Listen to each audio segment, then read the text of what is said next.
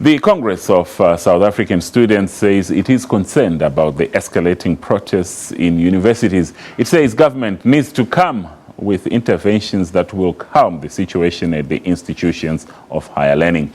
The student body has defined the ongoing protests in universities as a delaying tactic, which is going to have a negative impact on the 2015 class of matriculants. At least 800,000 matriculants are expected to write this year. And earlier on, the SABC held a discussion about protests at universities. Honestly, we think that students who are still protesting are lazy students who have not prepared for exams, and they want to hijack the rest of the time of students who have actually studied. You would note that all the students, and we commend them for that, who have prepared for exams, are preparing to write. Mandela, when he engaged in the revolution, he knew that he had to go to school first. He could have fought for free education and banned schools and tires that time, but he chose to spend time at school and acquire a degree. And we think that that is what we should be doing. The more education we acquire, the better capable we are to lead the country. Learners want to set that example. And we must commend the ANC, because it has never been that 800,000 students write their matric exams, and I guess that is what informs the challenges we have. We're saying to university students they must go back to class so that they can create space for an influx of undergraduate students who are already coming. We only have 26 universities in the country, and we're grateful that 2 new universities have been built by President Zuma. But we're not there yet, and we should be patient. We should consistently apply pressure on government, but that does not mean we must burn the country to ashes. Now, ironic for Khulekani to mention that he commends, the ANC, whereas other fees movements, such as, the Wits fees movement, feel that the PYA were part of, them selling out the protest because they initiated, let this protest stop so, students can go back to class, especially those graduating next year, can go back and study. And they feel that they wanted not only to protest for, 0%, no fees at all, 0% increment, but also to be in solidarity with the workers. Your stance. Firstly, the PYA can never be a sellout to this particular struggle.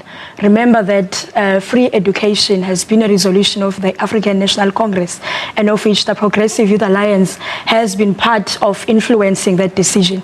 The reason why today movements such as that fees must fall are having even a platform to be able to raise such issues is because of the first initiation by the PYA to say we want free education.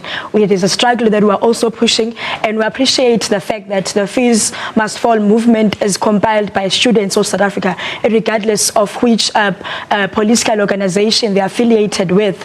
So we're saying that they can never be sellouts. We're together in this particular struggle, but as responsible leaders, we understand that we cannot not write exams. People must go back to class and they must write. We have not said that we're suspending it fully. We're saying that let us focus on the exams because it's part of an academic year program that cannot be shifted, or we're going to have problems next year. So we're saying let's write.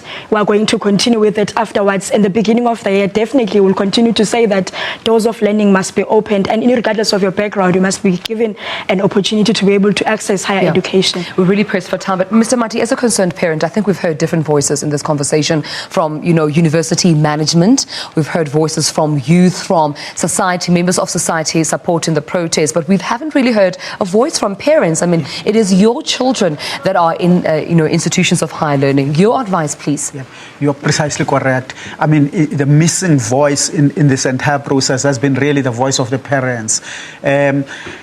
We are concerned as parents generally. I mean, I'm talking really roughly as a generation that came out of student struggles in the late 70s and early 80s, and understand the concerns of students both at university level and the concerns that COSAS is expressing.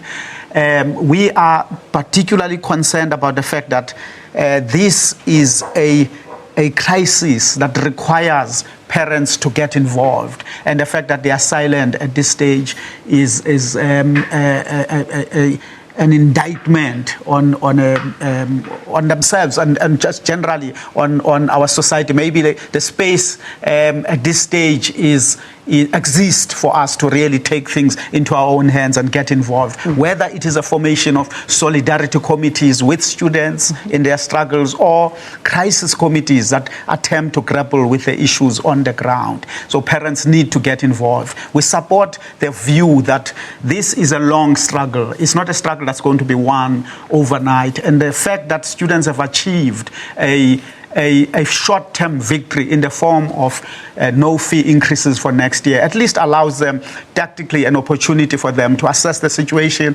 retreat, regroup, as the COSAS leadership so eloquently summed it up. It's in order for us to continue the struggle, because it will go on even after the exams in terms of a struggle for free education. Well, thank you so much, ladies and gentlemen. Unfortunately, that's all the time we had for you. Thank you so much to Khulekani Skhosana, the SG of COSAS, Zama Kanyasa, Deputy SG, and of course yourself, Mr. Shepi Mati. Thank you for your time.